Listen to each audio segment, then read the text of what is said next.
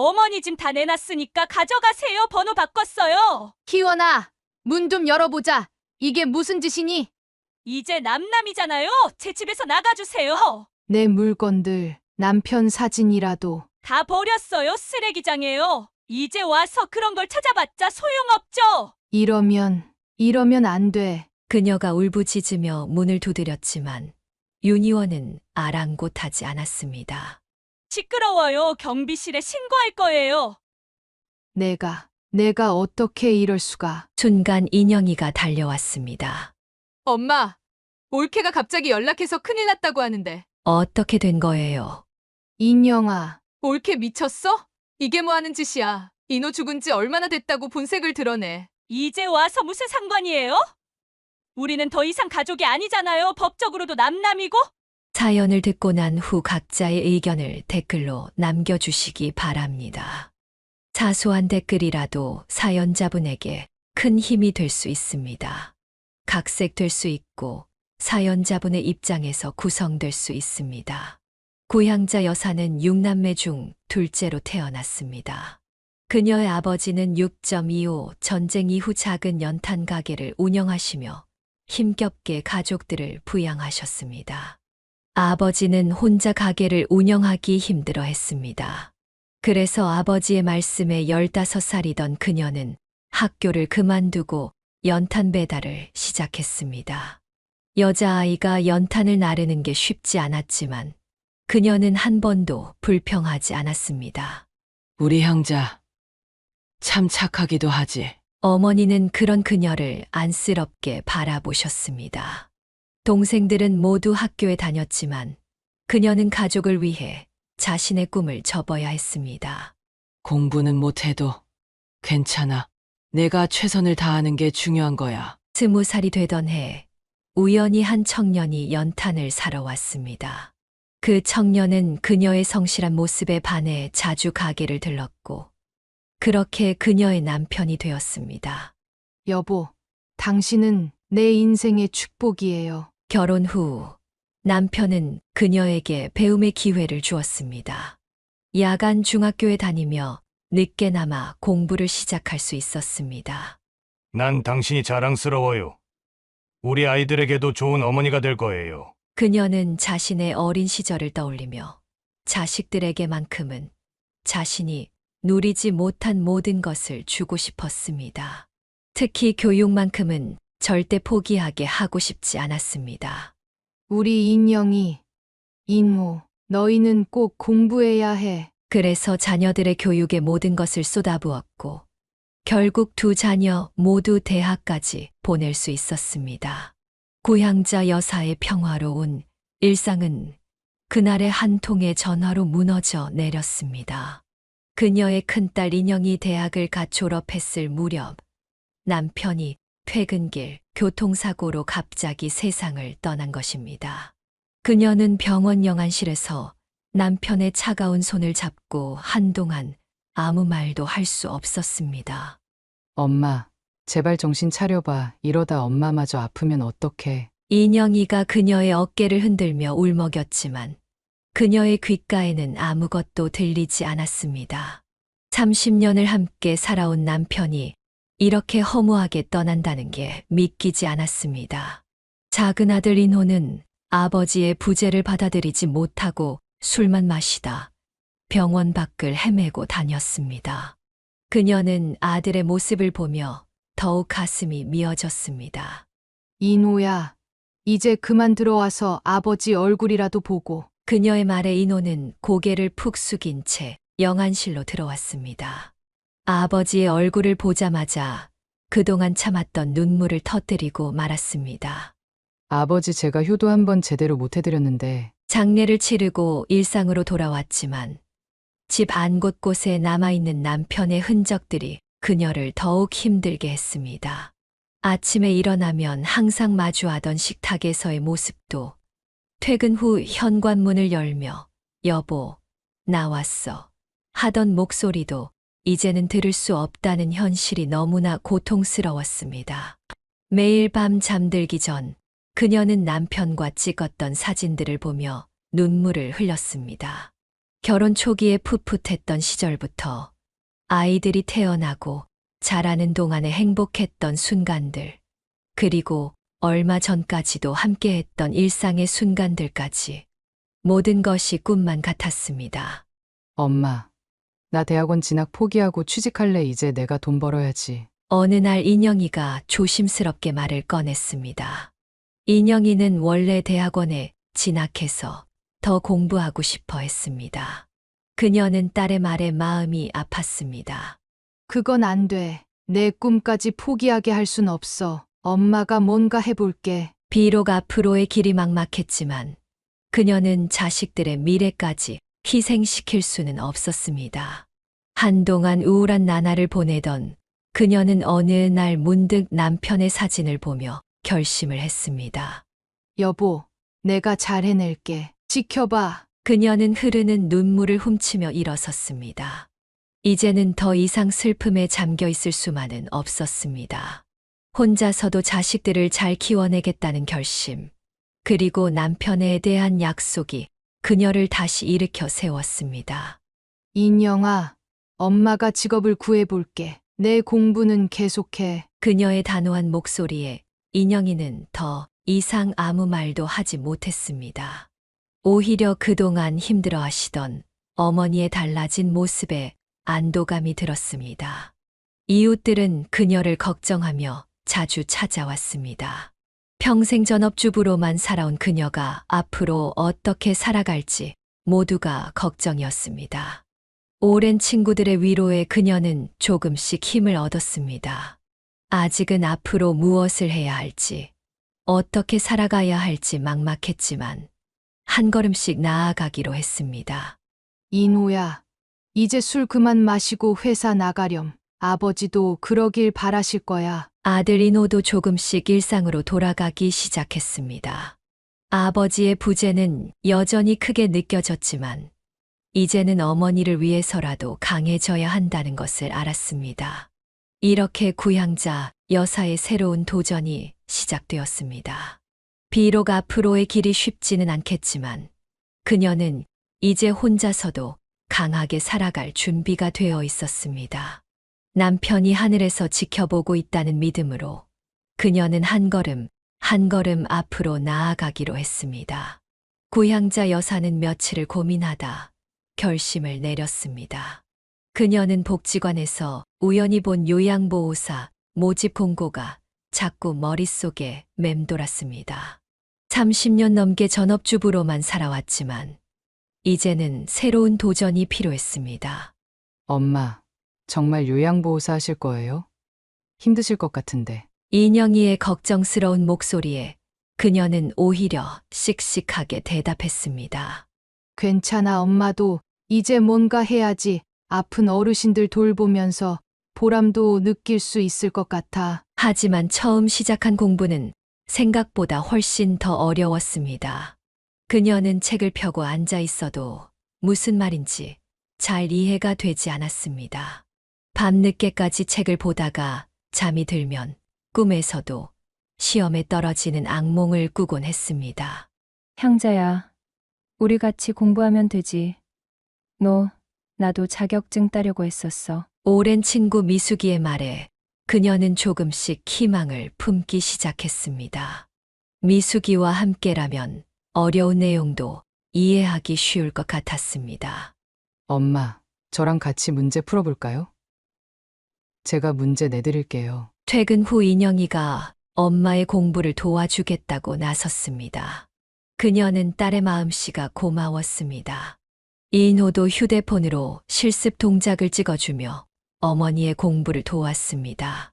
가족들의 도움으로 그녀는 조금씩 자신감을 얻어갔습니다. 처음 치른 시험에서는 아쉽게 떨어졌지만 그녀는 포기하지 않았습니다. 두 번째 도전에서는 더 열심히 공부했고 마침내 합격 통지를 받았을 때는 눈물이 날 것만 같았습니다. 여보, 나 해냈어. 당신이 도와준 거죠? 그녀는 남편의 사진을 보며 작은 미소를 지었습니다. 첫 출근 날 그녀는 긴장된 마음으로 요양원을 찾았습니다. 처음 만난 어르신들은 생각보다 훨씬 더 많은 도움이 필요했고 일은 상상했던 것보다 몇 배는 더 고되었습니다. 구 선생님, 처음이라 많이 힘드시죠? 천천히 배우면 돼요. 선배 요양보호사의 따뜻한 말에 그녀는 용기를 얻었습니다. 하루하루 배우면서 그녀는 점점 일에 익숙해져 갔고 어르신들과도 가까워졌습니다. 선생님이 오면 마음이 편해요. 꼭 우리 딸 같아. 어르신들의 따뜻한 말 한마디에 그녀는 하루의 피로가 싹 가시는 것 같았습니다. 비록 월급은 많지 않았지만 누군가에게 도움이 된다는 사실이 그녀에게 큰 보람을 주었습니다. 엄마, 요즘 얼굴이 좋아 보여요. 일하시는 게 잘 맞나 봐요. 인영이의 말처럼 그녀는 요양보호사로 일하면서 조금씩 활기를 되찾아갔습니다. 더 이상 집에서 혼자 우울하게 지내지 않아도 되었고 새로운 보람과 목표가 생겼습니다. 여보, 나 이제 잘 살 수 있을 것 같아요. 걱정하지 마세요. 그녀는 이제 혼자서도 당당하게 살아갈 수 있다는 자신감이 생겼습니다. 비록 늦은 나이에 시작한 새로운 도전이었지만 이것이 그녀의 인생에서 또 다른 전환점이 될 것이라고 믿었습니다. 요양보호사로 일한 지 2년째 되던 해, 인영이가 조심스럽게 결혼 이야기를 꺼냈습니다. 대학원을 졸업한 그녀는 근처의 회사에 입사했고, 회사에서 만난 동료와 진지한 만남을 이어왔다고 했습니다. 엄마, 한번 만나보실래요? 정말 좋은 사람이에요. 그녀는 딸의 행복한 표정을 보며 가슴이 따뜻해졌습니다. 그래, 엄마도 한번 봐야지. 우리 딸이 좋다는 사람이 어떤 사람인지. 예비 사위를 처음 만난 날, 그녀는 속으로 안도의 한숨을 쉬었습니다. 차분하고 믿음직한 첫인상이 마음에 들었습니다. 어머님, 제가 인영이를 평생 행복하게 해주겠습니다. 우리 인영이가 좋은 사람 만났네. 아버지가 보셨으면 얼마나 좋아하셨을까. 결혼식 날, 그녀는 남편의 영정사진 앞에서 오랫동안 눈물을 흘렸습니다. 여보, 우리 딸 시집 가요. 당신이 계셨으면 얼마나 좋았을까. 인영이는 아버지를 대신해 어머니가 팔짱을 끼고 식장으로 들어갔습니다. 순백의 웨딩드레스를 입은 딸을 보며 그녀는 가슴이 벅차올랐습니다. 어머님, 이제 제가 아들처럼 효도하겠습니다. 사위는 결혼식이 끝나고 그녀에게 깊숙이 절을 올렸습니다. 그 모습을 보며 그녀는 딸의 앞날이 걱정되지 않았습니다. 그로부터 3년 후, 이번에는 인호가 결혼 소식을 전해왔습니다.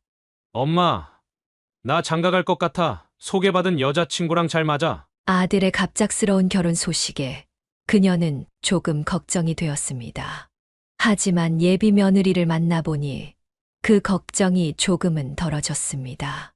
어머니, 저 진심으로 인호 오빠 좋아해요. 잘 살겠습니다. 며느리가 될 여자는 인호보다 5살이나 어렸지만 첫인상은 밝고 다정해 보였습니다. 두 번째 결혼식도 무사히 치렀습니다. 이제 두 자녀 모두 각자의 가정을 꾸리게 되었다는 생각에 그녀는 큰 숙제를 끝낸 듯한 안도감을 느꼈습니다. 여보, 이제 우리 자식들 다 결혼했어요. 제가 잘 해냈죠? 그녀는 남편의 사진을 보며 작은 미소를 지었습니다. 혼자서도 자식들을 잘 키워내고 좋은 짝을 만나 결혼까지 시키게 되어 뿌듯했습니다. 엄마, 이제 좀 쉬세요. 그동안 너무 고생하셨잖아요. 인영이의 말에 그녀는 고개를 저었습니다. 아니야. 엄마는 일하는 게 좋아. 어르신들이 나를 기다리고 계시는데. 그녀는 이제 요양보호사 일이 자신의 천직처럼 느껴졌습니다. 어르신들을 돌보면서 느끼는 보람이 하루하루를 의미 있게 만들어 주었습니다. 두 자녀의 결혼식을 무사히 치르고 나니 이제야 정말 한숨 돌릴 수 있을 것 같았습니다.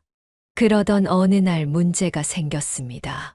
결혼 직후부터 며느리의 문제점이 하나둘 드러나기 시작했습니다. 그녀는 아들 인호보다 5살이나 어린 무남동녀였는데 집안일은 전혀 할 줄 모르는 것이 문제였습니다. 어머니, 저는 요리를 배운 적이 없어서요.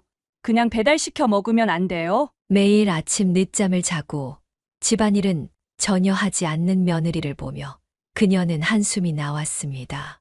인우야, 희원이 좀 어떠니?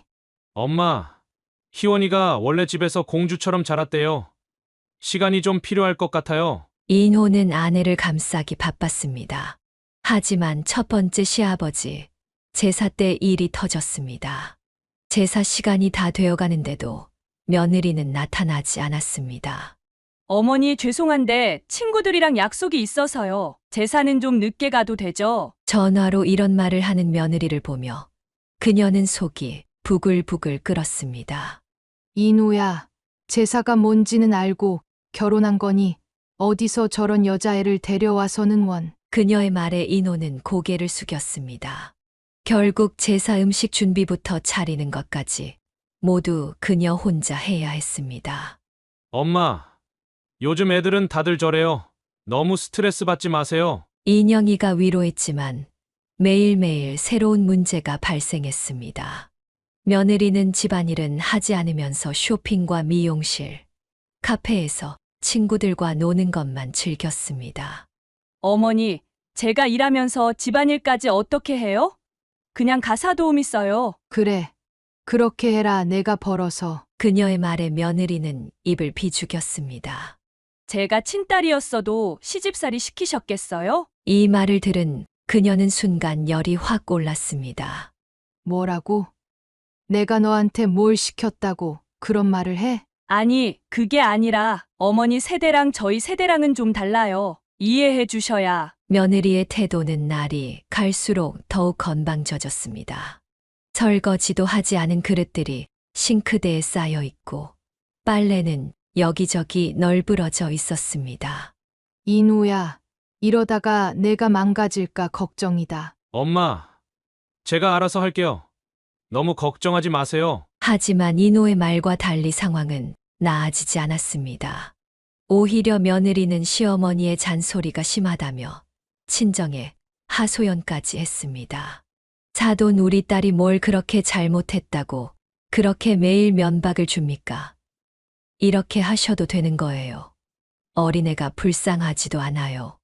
안사돈까지 전화로 항의를 해오자 그녀는 말문이 막혔습니다. 이제는 자식 키우는 일보다 며느리를 다루는 게 더 힘들게 느껴졌습니다. 여보, 당신이 살아계셨다면 이런 일이 없었을 텐데. 밤마다 남편의 사진을 보며 그녀는 한숨을 쉬었습니다. 이것이 시작에 불과하다는 것을 그때는 알지 못했습니다. 고향자 여사의 65번째 생일날이었습니다. 그녀는 오랜만에 자녀들과 함께하는 자리가 마련되어 기분이 좋았습니다. 어머니, 생신 축하드려요. 이거 백화점에서 세일할 때 산 거예요. 며느리는 무심히 선물 봉투를 내밀었습니다.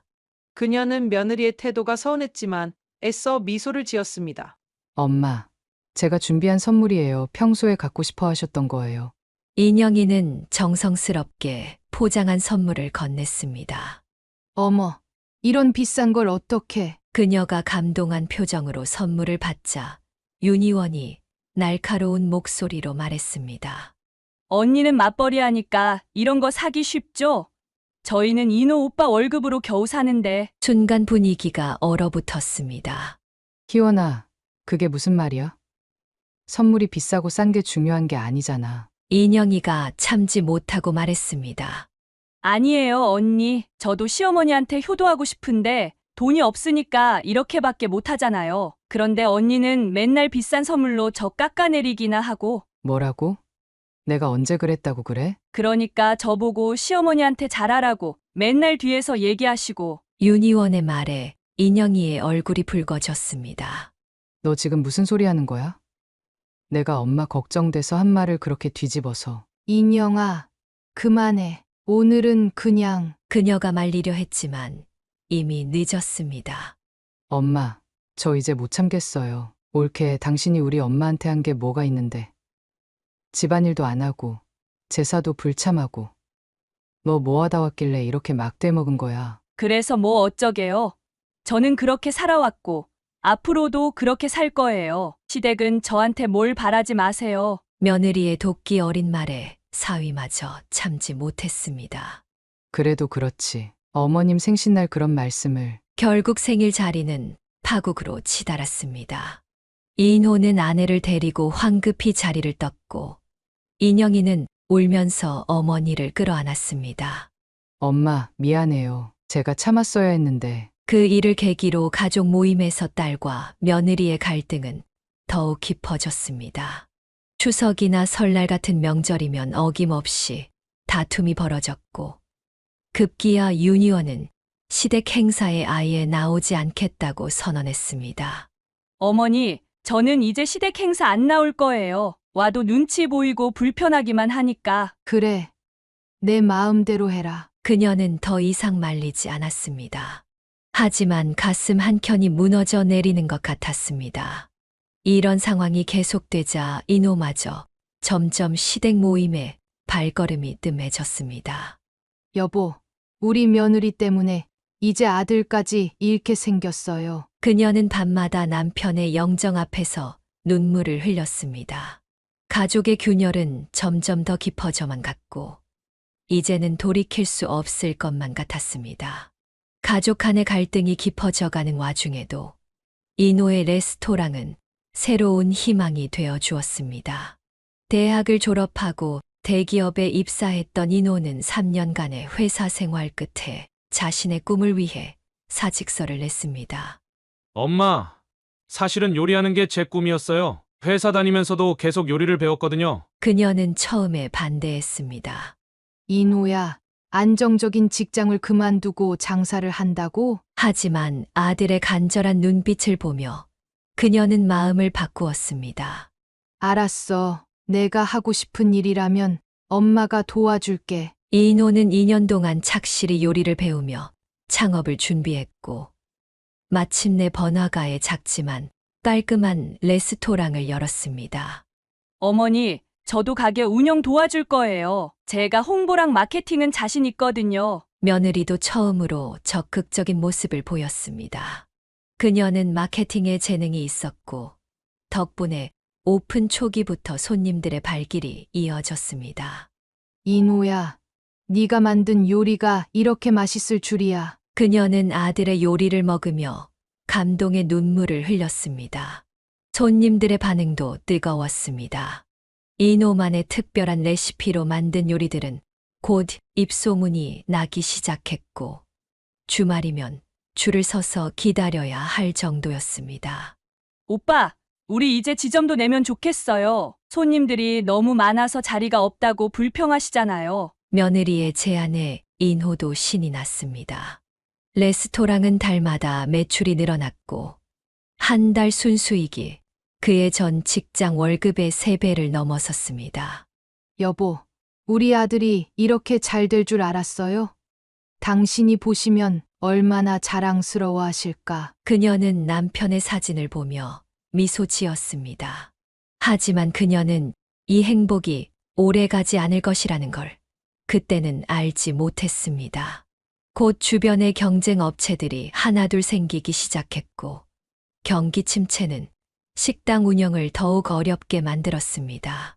엄마, 걱정 마세요. 제가 잘 해결할 수 있을 거예요. 하지만 이노의 자신감과 달리 레스토랑의 매출은 점점 떨어지기 시작했습니다. 고향자 여사는 요즘 들어 아들의 얼굴이 어두워지는 것을 느꼈습니다. 한때 성업했던 레스토랑은 이제 한산한 날이 더 많아졌습니다. 어머니, 요즘 장사가 너무 안 돼요. 주변에 비슷한 가게들이 자꾸 생기니까. 이노의 말처럼 레스토랑 근처에는 비슷한 컨셉의 식당들이 우후죽순 생겨났습니다. 게다가 대형 프랜차이즈도 입점하면서 상황은 더욱 악화되었습니다. 오빠, 이러다가 우리 망하는 거 아니야? 월세도 밀리고 있잖아. 윤희원은 날카로운 목소리로 불평했습니다. 당신 돈 들어간 것도 없으면서 무슨 말이 그렇게 많아? 이노가 짜증을 내자 윤희원은 더욱 날을 세웠습니다. 뭐라고? 내가 여기서 얼마나 고생했다고 그런 말을 해? SNS 마케팅도 다 내가 한 거잖아. 부부의 다툼은 날이 갈수록 잦아졌습니다. 엄마, 누나네 요즘 사업이 잘 된다면서요? 이노가 한숨을 쉬며 말했습니다. 사위가 운영하는 온라인 유통회사는 특수를 타고 매출이 급상승했습니다. 그래, 인영이가 그러더라.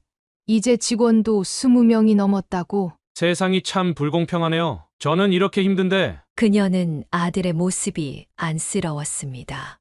은행 대출금, 이자도 연체되기 시작했고 직원들 월급마저 밀리는 상황이었습니다.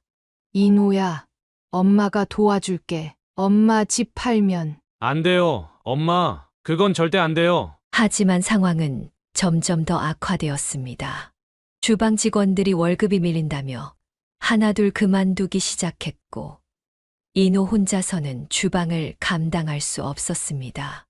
이제 그만하자. 적당히 포기할 줄도 알아야지. 며느리의 말에 이노는 고개를 떨구었습니다. 어머니, 죄송해요. 제가 너무 무모했나 봐요. 그녀는 아들을 끌어안았습니다. 괜찮아.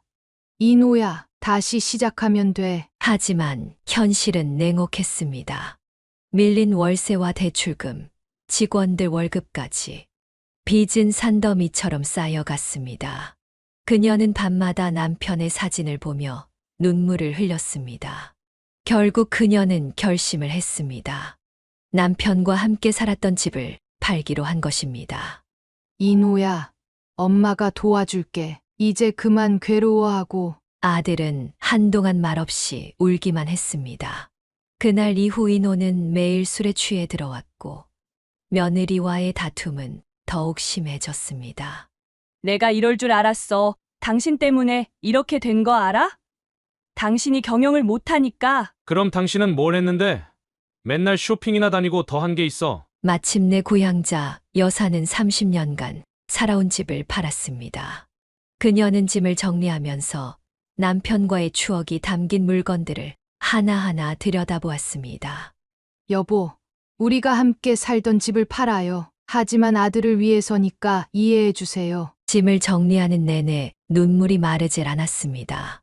집을 판 돈으로 이노의 빚을 청산하고 나니 레스토랑은 가까스로 문을 닫지 않을 수 있었습니다. 어머니, 저희 집으로 오시는 게 좋을 것 같아요. 방도 남아있고. 이노의 제안에 그녀는 고개를 끄덕였습니다. 이제 그녀에게 남은 것은 없었습니다. 엄마, 정말 이렇게까지 하실 필요가 있으셨어요? 인영이가 걱정스러운 목소리로 물었습니다. 괜찮아. 엄마는 아들이 잘 되는 게 더 중요해. 하지만 아들네 집으로 이사 온 첫날부터 그녀는 후회가 밀려왔습니다. 며느리 윤희원은 시어머니가 들어온다는 것에 대한 불만을 노골적으로 드러냈습니다. 어머니, 제 친구들이 자주 오는데 좀 불편할 것 같아요. 그래. 나는 내 방에만 있을게. 식당 운영은 조금씩 나아지는 듯 했지만 집안 분위기는 점점 더 험악해져 갔습니다. 며느리는 여전히 매일같이 쇼핑과 미용실을 다녔고 집안일은 손도 대지 않았습니다. 어머님 전에도 말씀드렸다시피 저는 요리를 배운 적이 없어서요. 그냥 배달시켜 먹으면 안 될까요? 매일 아침 그녀는 쌓여있는 설거지를 하고 빨래를 널었습니다. 이노는 늦게까지 식당을 운영하느라 집에 늦게 들어왔고 며느리는 친구들과 시간을 보내느라 바빴습니다. 여보, 오늘은 일찍 들어와 오랜만에 같이 저녁 먹자. 미안해. 오늘도 늦을 것 같네. 친구들이랑 약속이 있어서. 하루는 며느리, 친구들이 집에 놀러 왔습니다. 그녀는 자신의 방에서 그들의 대화가 들렸습니다. 야, 시어머니랑 같이 사는 거 진짜 별로겠다. 그러게 나였으면 절대 못 살아. 근데 집도 팔아서 줬다며? 이제 완전 발 묶였네. 친구들과 키득거리며 웃는 며느리의 모습에 그녀의 마음은 무너져 내렸습니다. 엄마, 너무 힘들면 나오세요. 우리 집에서 사시면. 인영이의 제안에 그녀는 고개를 저었습니다. 아니야. 엄마가 여기 있어야 이노가 좀 편할 것 같아. 레스토랑의 경영은 조금씩 안정을 찾아갔지만 그녀의 마음은 날이 갈수록 더 무거워졌습니다. 며느리의 생활은 전혀 변하지 않았고 오히려 더 사치스러워졌습니다. 모든 것을 바쳐 지킨 아들의 가게였지만 그녀의 희생이 과연 옳은 선택이었는지 의문이 들기 시작했습니다.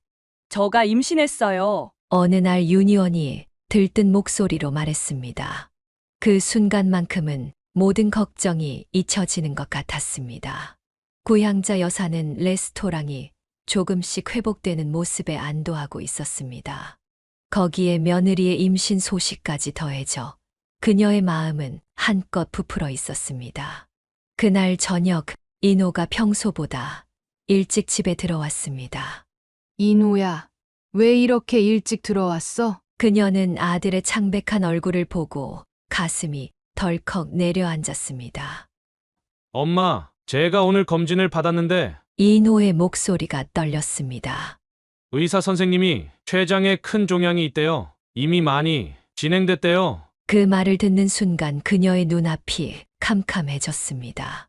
아니야, 그럴 리가 없어. 우리 인호가. 그녀는 그 자리에 주저앉고 말았습니다. 암이라니 말도 안 돼요. 다른 병원 가봐요. 이런 걸로 장난치면 어떡해요? 며느리는 히스테리컬하게 소리를 질렀습니다. 희원아, 진정해. 아기한테도 안 좋아. 어떻게 진정해요? 저는 이제 어떻게 살아요? 뱃속에 아기도 있는데. 인호는 한동안 건강검진도 받지 않은 채 레스토랑 일에만 매달려 있었습니다. 위장이 안 좋은 것 같아도 바쁘다는 핑계로 병원에 가지 않았고 급격한 체중 감소도 스트레스 때문이라고만 생각했습니다. 큰 병원으로 가보자. 거기서 다시 검사해보면. 그녀의 말이 채 끝나기도 전에 인호가 쓰러졌습니다. 응급실에 실려간 뒤 받은 정밀검사 결과는 더욱 절망적이었습니다. 이미 간으로 전이가 된 상태였고 의사는 시간이 얼마 남지 않았다고 했습니다. 수술은 안 되나요? 항암 치료라도. 죄송합니다. 너무 늦으셨어요. 이미 다른 장기로 전이가 많이 진행된 상태라. 그녀는 병원 복도에서 오열했습니다. 얼마 전까지 손주 소식에 기뻐하던 게 꿈만 같았습니다. 엄마, 내가 왜 이런 병에 걸린 거야? 밤새 병실에서 아들의 손을 잡고 있으면서 그녀는 하늘을 원망했습니다. 하나밖에 없는 아들인데. 제발. 며느리는 충격을 받았다며 친정으로 가버렸고 인호의 병실에는 오지도 않았습니다. 그녀는 혼자서 아들을 간호하며 밤을 지새웠습니다. 여보, 우리 아들 좀 살려주세요. 제발. 남편의 사진을 보며 그녀는 매일 밤 눈물로 기도했습니다. 하지만 이것은 시작에 불과했습니다. 더 큰 시련이 그녀를 기다리고 있었고 며느리의 숨겨진 비밀은 그녀의 가슴에 더 큰 상처를 남기게 될 것이었습니다. 고향자 여사는 매일같이 병원을 지켰습니다. 의사의 절망적인 선고에도 그녀는 포기할 수 없었습니다. 선생님, 제발 다른 방법이 없을까요? 돈이 문제라면 제가 어떻게든. 어머님, 이미 전이가 많이 진행됐습니다. 지금은 통증 관리가 최선입니다. 그녀는 아들의 마른 손을 잡고 눈물을 삼켰습니다. 엄마, 나 무서워. 아직 못다한 게 너무 많은데. 인호의 떨리는 목소리에 그녀의 가슴이 찢어질 듯 했습니다. 괜찮아. 엄마가 있잖아. 우리 꼭 이겨낼 수 있을 거야. 하지만 현실은 냉혹했습니다. 항암 치료도 할 수 없는 상태였고 통증은 날이 갈수록 심해졌습니다. 어머니, 저 친정에서 좀 쉬다 올게요. 며느리는 남편의 병간 오는 뒷전인 채 친정으로 도망가다시피 떠났습니다. 엄마, 희원이는 왜 안 와? 인호가 신음처럼 내뱉는 말에 그녀는 대답을 할 수 없었습니다. 곧 올 거야. 아기 때문에 몸이 힘들어서 그래. 거짓말로라도 아들을 위로해야 했습니다. 하지만 며느리는 좀처럼 병원에 나타나지 않았습니다. 엄마, 나 아기 얼굴도 못 보고 죽는 거야? 인호의 말에 그녀는 고개를 저었습니다. 무슨 소리야. 내가 꼭 이겨낼 거야. 아기도 보고. 밤마다 그녀는 병원 복도에서 울었습니다. 아들의 고통을 지켜보는 것이 너무나 힘들었습니다. 여보, 제발 우리 아들 좀 살려주세요. 당신이 데려가시려면 차라리 저를. 통증이 심해질 때마다 인호는 진통제를 맞아야 했습니다. 그럴 때마다 그녀의 심장도 함께 찢어지는 것 같았습니다. 어머니, 인호 오빠 상태가 어떤가요? 가끔 전화로 안부를 묻는 것이 며느리가 할 수 있는 전부였습니다. 너는 지금 남편이 아픈데 어디 있는 거니? 내 남편 아니야. 저도 힘들어요. 근데 제가 지금 몸이 안 좋아서 갈 수가 없어요. 뻔한 변명을 늘어놓는 며느리를 들으며 그녀는 한숨만 내쉬었습니다. 시간이 갈수록 인호의 상태는 급격히 나빠졌습니다. 뼈만 남은 얼굴로 그는 이제 말하기조차 힘들어했습니다. 하지만 그녀도 알고 있었습니다. 이제 시간이 얼마 남지 않았다는 것을. 며칠 뒤 더 충격적인 소식이 그녀를 기다리고 있었습니다. 고향자 여사는 아들의 마지막 순간을 놓치지 않기 위해 병실을 지켰습니다. 인호의 호흡은 점점 더 힘겨워졌고 의식도 자주 혼미해졌습니다. 엄마, 저 이제 너무 힘들어요. 인호의 가느다란 목소리가 병실에 울렸습니다. 인호야, 엄마 여기 있어. 조금만 더 버텨보자. 그녀는 아들의 마른 손을 꼭 잡았습니다. 한때 건장했던 아들의 모습은 온데간데 없이 사라지고 뼈만 앙상하게 남아 있었습니다. 아기는 잘 크고 있겠죠? 인호는 한 번도 보지 못한 자신의 아이를 걱정했습니다. 며느리는 여전히 친정에 있다는 핑계로 병원에 오지 않았습니다. 그래, 건강하게 잘 크고 있을 거야. 거짓말처럼 마지막 순간이 찾아왔습니다. 그날 새벽 인호의 호흡이 갑자기 가빠지기 시작했습니다. 의사 선생님, 어서 와주세요. 하지만 의료진도 더 이상 할 수 있는 것이 없었습니다. 엄마, 미안해요. 이제 정말 힘들어서. 인호야, 안 돼. 이러면 안 돼. 그녀는 아들의 손을 붙잡고 울부짖었습니다. 하지만 인호의 숨은 점점 약해져 갔습니다. 아빠한테 가면 꼭 인사드릴게요. 그것이 인호의 마지막 말이었습니다. 심전도의 긴 경고음이 울리는 순간 그녀의 세상도 함께 무너져 내렸습니다. 인호야, 우리 인호야. 그녀는 아들의 차가운 몸을 끌어안고 오열했습니다. 남편을 잃은 후 홀로 키워온 아들, 그토록 자랑스러워하던 아들을 이렇게 보내야 한다는 것이 믿기지 않았습니다. 병원 장례식장은 조문객들로 북적였습니다. 고향자 여사는 아들의 영정사진 앞에서 멍하니 앉아 있었습니다. 어머니, 저 잠깐 화장실 좀 다녀올게요. 며느리는 벌써 5번째 자리를 비웠습니다. 그녀의 눈은 붉어져 있었지만 눈물 자국 하나 없이 깨끗한 화장이 그대로였습니다. 저기 구 여사님, 장례 지도사가 조심스레 다가왔습니다. 아까부터 보니까 며느님이 자꾸 주차장 쪽으로 나가시던데. 그의 말에 인영이가 날카롭게 귀를 기울였습니다. 뭐라고요? 아니 그냥 제가 본 걸로는. 장례식장 직원의 말은 거기서 멈췄지만 그 말의 의미는 무거웠습니다. 윤희원은 조문객들 앞에서 형식적으로 울었습니다. 하지만 그녀의 눈가에는 진심이 담긴 슬픔이 없었습니다. 오히려 불안한 듯 계속 핸드폰만 들여다보았습니다. 어머니 장례식이 길어질 것 같으니까 저는 먼저 들어가 봐야 할 것 같아요. 몸이 안 좋아서. 그녀는 뱃속의 아이를 핑계로 자리를 피하려 했습니다. 옳게 그게 무슨 소리야. 상주가 가길 어딜 가 그게 그렇게 힘들어? 인영이가 날카롭게 지적했습니다. 언니도 참, 제가 임신부라는 걸 모르세요? 그때 조문객 중 한 명이 수군거리는 소리가 들렸습니다. 저 며느리 봤어? 화장실 간다더니 주차장에서 전화하고 있더라. 그러게 남편 장례식장에서 그렇게 통화할 일이 뭐가 있다고. 고향자 여사는 그 말을 들었지만 아무 말도 할 수 없었습니다.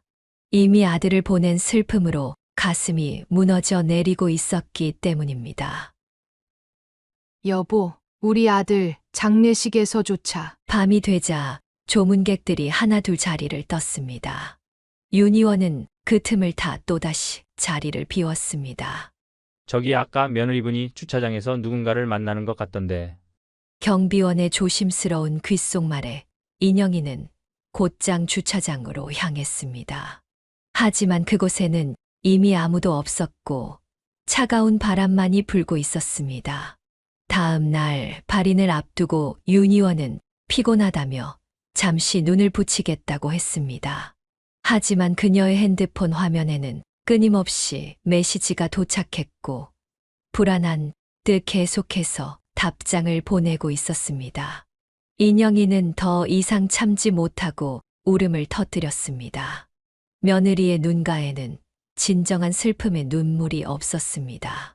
오히려 모든 것이 빨리 끝나기만을 바라는 듯한 조급함만이 역력했습니다.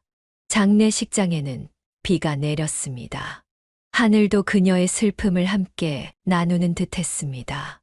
여보, 이제 우리 아들이 당신 곁으로 갔어요. 잘 부탁드려요. 남편의 영정 옆에 아들의 영정을 나란히 놓으며 그녀는 눈물을 멈출 수 없었습니다. 엄마, 이제 그만 우세요. 인영이가 그녀를 부축했지만 그녀의 마음속 구멍은 너무나 컸습니다. 내가 뭘 그렇게 잘못했길래 남편에 이어 아들까지. 장례를 마치고 빈 병실을 정리하면서 그녀는 아들의 일기장을 발견했습니다.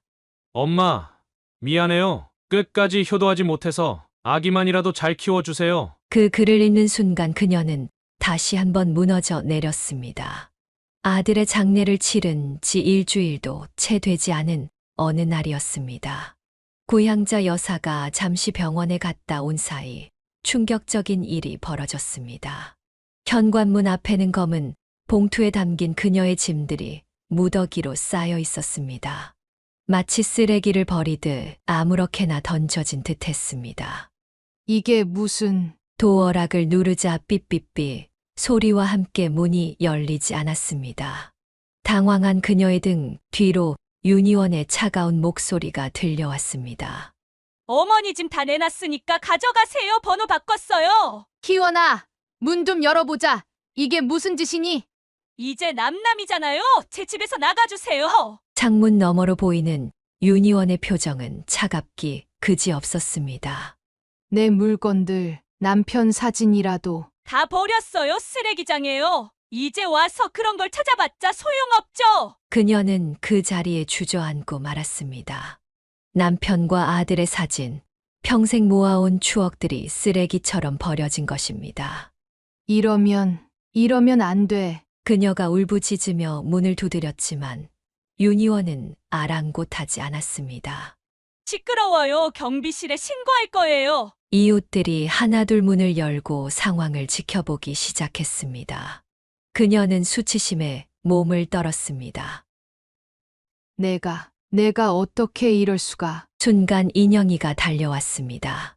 엄마, 올케가 갑자기 연락해서 큰일 났다고 하는데. 어떻게 된 거예요?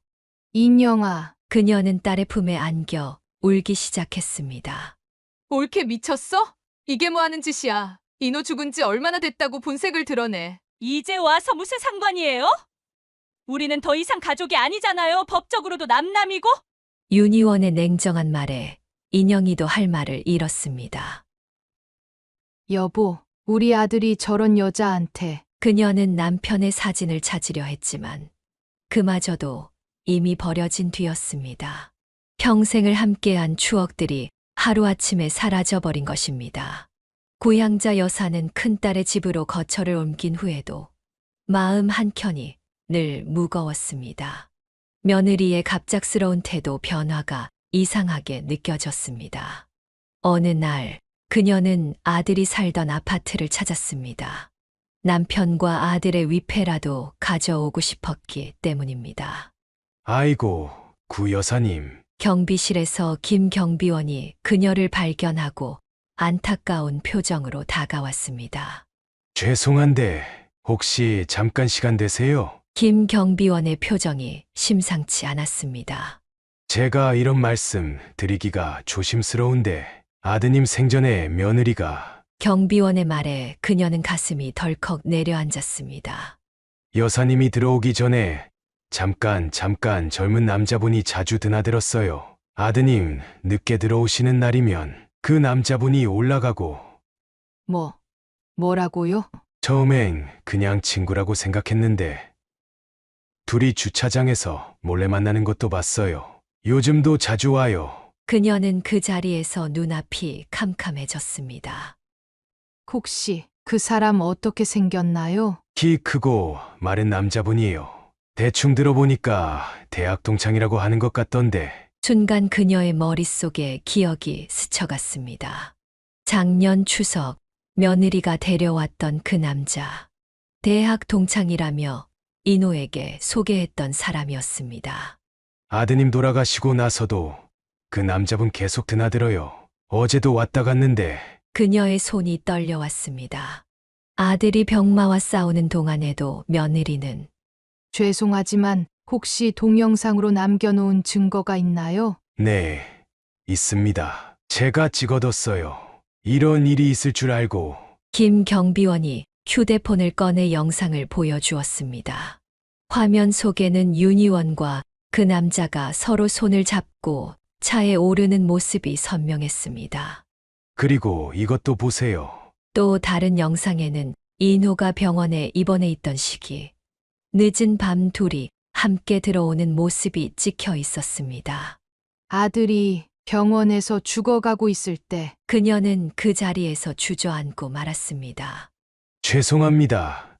구 여사님, 더 일찍 말씀드렸어야 했는데. 아니에요. 이렇게라도 알게 해주셔서 감사합니다. 그녀는 떨리는 다리로 일어섰습니다. 이제 모든 것이 이해가 됐습니다. 며느리가 병원에 오지 않았던 이유, 그리고 서둘러 그녀를 내쫓았던 이유까지. 여보, 우리 아들이 이런 여자한테. 그녀는 집으로 돌아와 한동안 오열했습니다. 하지만 이내 눈빛이 달라졌습니다. 이대로 넘어갈 수는 없었습니다. 인영아, 엄마가 할 말이 있어. 그녀는 딸에게 전화를 걸었습니다. 이제는 진실을 밝혀야 할 때였습니다. 며느리의 충격적인 배신을 알게 된 구양자 여사는 딸 인영이와 함께 법무법인을 찾았습니다. 상속 전문 변호사와의 상담이 잡혀 있었습니다. 어머님께서 집을 파시고 아드님의 사업 자금으로 지원하신 부분이 있다고 하셨는데 혹시 차용증이 있으신가요? 변호사의 질문에 그녀는 가방에서 서류 하나를 꺼냈습니다. 네, 인호가 나중에 법적 문제가 생길까봐 써준 차용증이에요. 아, 이거 매우 중요한 자료가 될 것 같습니다. 변호사는 차용증을 자세히 살펴보았습니다. 이 차용증으로 보면 어머님이 대여하신 금액이 먼저 상속 재산에서 공제되어야 합니다. 그리고 나서 남은 재산을 상속하는 방식이 되겠네요. 재산을 다시 되찾아올 수 있는 건가요? 인영이가 앞으로 몸을 기울이며 물었습니다.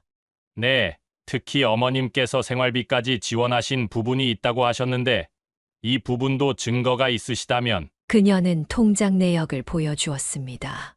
매달 정기적으로 입금된 생활비 내역이 고스란히 남아 있었습니다. 이건 정말 좋은 증거가 되겠네요. 사실상 어머님께서 가계와 생활 전반을 지원하신 거니까요. 그런데 한 가지 걱정되는 게 있습니다. 변호사의 표정이 심각해졌습니다. 뭔가요?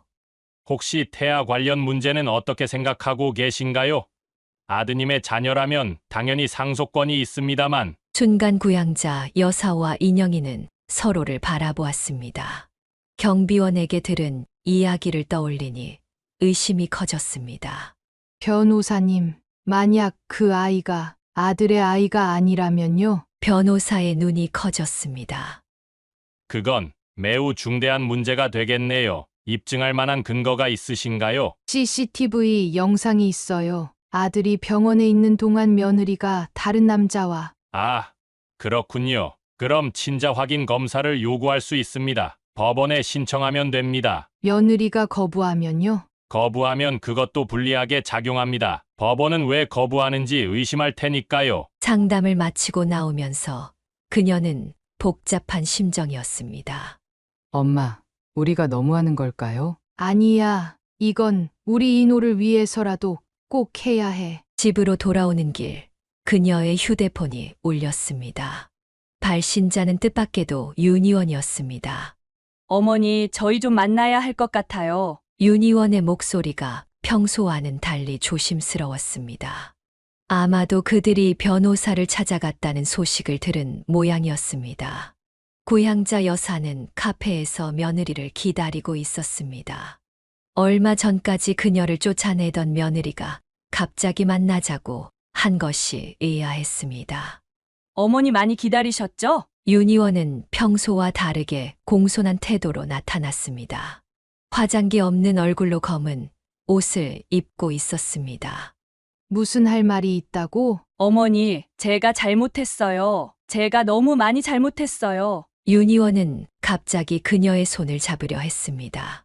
이제 와서 그게 무슨 소용이야? 제발 용서해 주세요. 제가 정신이 나갔었나 봐요. 오빠가 떠나고 너무 힘들어서. 그녀는 며느리의 연기 같은 눈물을 차갑게 바라보았습니다. 어머니, 이제 정신 차렸어요. 다시 예전처럼 지내요. 제가 어머니 모시고. 예전처럼? 내가 내 물건들 다 버리고 나를 쫓아냈잖아. 그때는 제가 너무 상심해서, 그리고 뱃속의 아이 때문에 예민해져서. 윤희원의 말에 그녀는 쓴웃음을 지었습니다.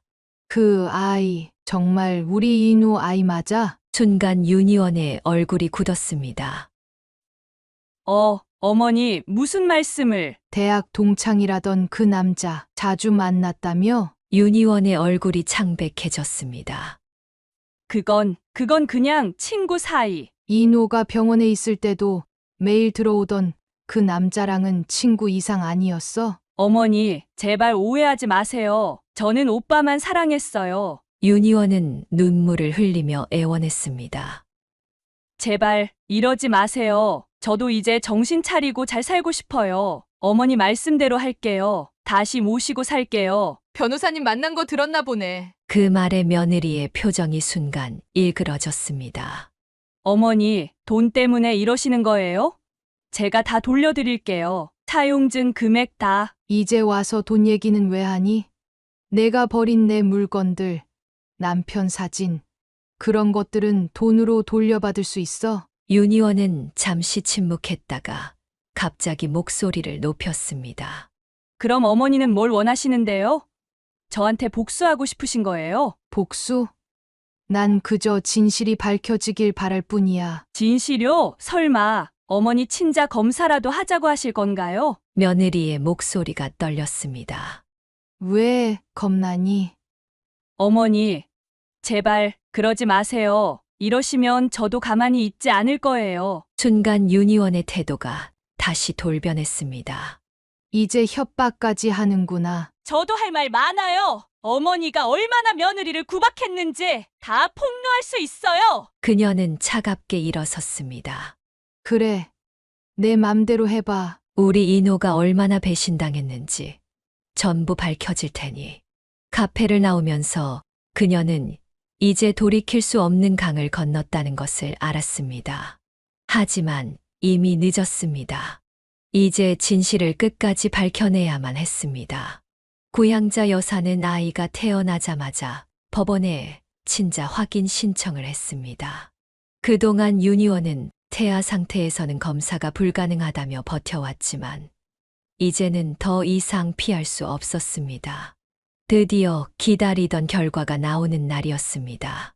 그녀는 변호사 사무실에서 인영이와 함께 결과를 기다리고 있었습니다.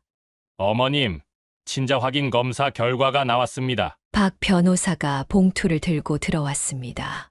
그동안 상대 측에서 태아 상태라 검사가 불가능하다고 주장해왔지만 이제 아이가 태어났으니 정확한 결과를 알 수 있습니다. 변호사의 말에 고향자 여사의 가슴이 쿵쾅거렸습니다. 그녀는 결과를 기다리는 동안 매일 밤잠을 이루지 못했습니다.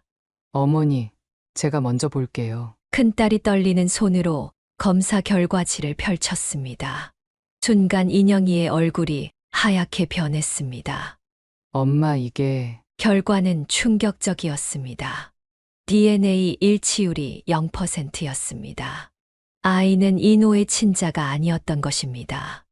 이럴 수가, 이럴 수가. 그녀는 그 자리에 주저앉고 말았습니다. 아들이 죽어가는 순간까지 자신의 아이라 믿었던 그 아이가 다른 남자의 아이였다는 사실이 그녀를 무너뜨렸습니다. 윤희원 씨는 어디 있습니까? 변호사가 물었습니다. 도망갔어요. 결과 나오기 전날 갑자기 짐을 싸서. 인영이가 떨리는 목소리로 대답했습니다. 아마도 결과를 예상했겠죠. 이제 법적 조치를 취할 수 있습니다. 그녀는 아들의 사진을 꺼내 보았습니다. 이노야, 내가 얼마나 큰 배신을 당했는지. 순간 그녀의 휴대폰이 울렸습니다. 발신자는 안사돈이었습니다. 어머님, 우리 희원이가 울먹이는 목소리였습니다. 모든 걸 털어놨어요. 그 남자의 아이라는 것도. 전화 속에서 윤희원의 친정어머니는 계속해서 용서를 빌었습니다. 당신 딸 악마인 거 알죠? 우리 아들이 암으로 죽어가는 동안에도 둘이서 그 짓거리 했다고요. 사람이 죽어가는데. 그녀의 목소리가 떨렸습니다. 죄송합니다. 정말 죄송합니다. 하지만 이미 돌이킬 수 없는 상처였습니다. 아들은 자신의 아이라 믿고 그토록 기뻐했던 아이가 아내의 불륜으로 생긴 아이였다는 사실도 모른 채 세상을 떠났습니다. 이제 어떻게 하실 건가요? 변호사가 조심스럽게 물었습니다. 끝까지 가보려고 합니다. 우리 아들의 명예를 위해서라도. 그녀의 눈빛이 달라졌습니다. 이제는 더 이상 물러설 수 없었습니다. 아들이 겪은 배신과 고통, 그리고 그의 명예를 위해 끝까지 싸워야 했습니다. 어머니. 인영이가 그녀의 손을 꼭 잡았습니다. 모든 것이 끝난 것 같았지만 이제부터가 진짜 시작이었습니다. 진실이 밝혀진 만큼 이제는 정의를 실현해야 할 때였습니다. 고향자 여사는 떨리는 손으로 바깥사돈 댁의 번호를 눌렀습니다. 이제는 모든 것을 밝힐 때였습니다. 사돈, 죄송하지만 지금 시간 되시나요?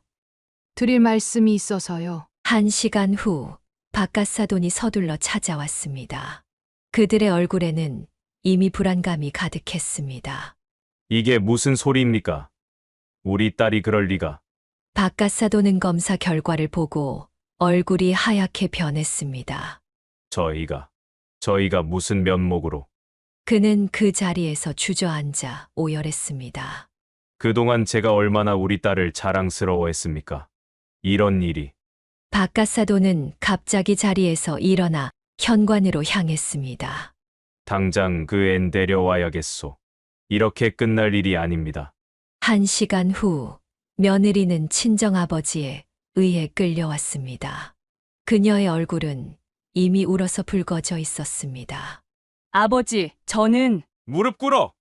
바깥사돈의 호통에 며느리는 그 자리에 무릎을 꿇었습니다. 어머님, 저는 정말 죄송합니다. 며느리가 흐느끼며 말했습니다. 죄송하다고? 그게 다야? 내가 우리 이노를 어떻게 배신했는지 알기나 해. 고향자 여사의 목소리가 떨렸습니다. 당신은 우리 아들이 암으로 죽어가는 동안에도 다른 남자와. 말을 잇지 못하고 그녀는 울음을 터뜨렸습니다. 어머님! 바깥사돈이 갑자기 큰 절을 올렸습니다. 제가 잘못 키웠습니다. 이런 패덕한 딸을 낳아서 정말 죄송합니다. 며느리는 계속해서 흐느끼기만 했습니다. 그 남자는 지금 어디 있냐? 바깥사돈의 질문에 며느리는 몸을 떨었습니다. 도망갔어요. 뭐라고? 아이가 태어나자마자 연락을 끊었어요. 순간 방안이 조용해졌습니다. 불륜의 상대자마저 그녀를 버린 것입니다. 이게 내 딸이라고 그동안 그렇게 키웠단 말이냐?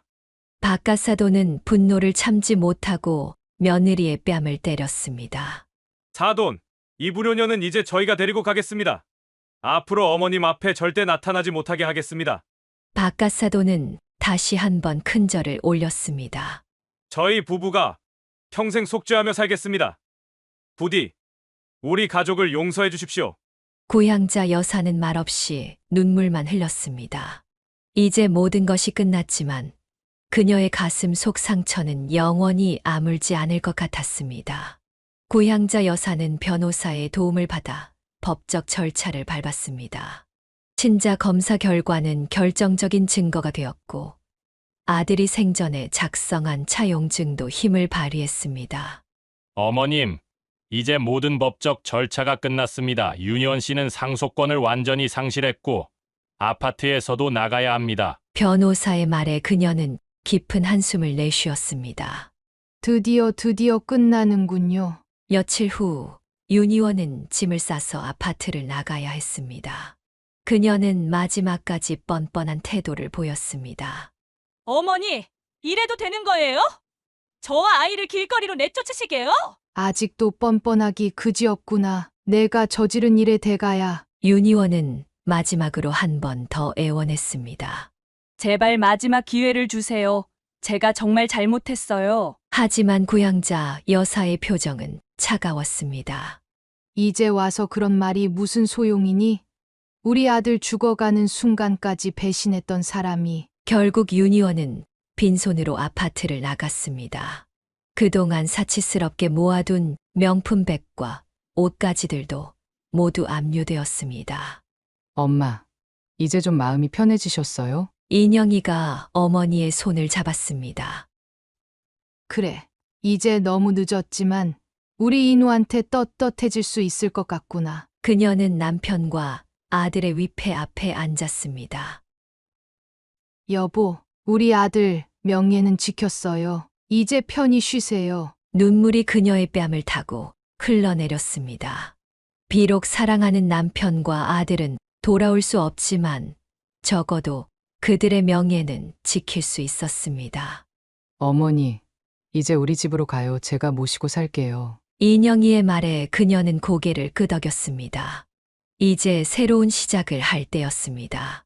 아파트를 나서며 그녀는 뒤를 돌아보았습니다. 아들과의 추억이 가득한 이곳을 떠나는 것이 아쉬웠지만 이제는 모든 것을 내려놓을 때였습니다.